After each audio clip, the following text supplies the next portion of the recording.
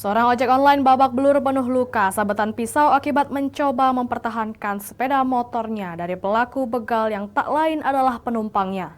Kejadian terjadi di Jalan Karya Baru, Kelurahan Talang Buruk, Palembang.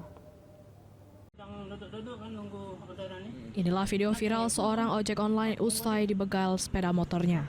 Terlihat dalam video amatir warga yang merekam, korban dengan muka tangan penuh darah ditinggal pelaku begal di tempat sepi.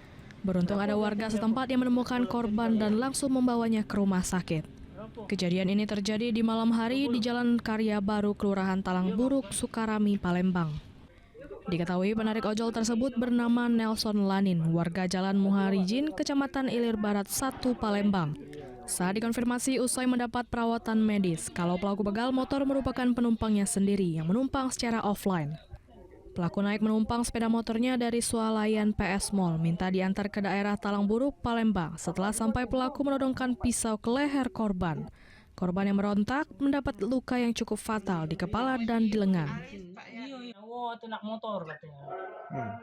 Terus aku kaget dulu aja aku. Kita turun dulu dari motor.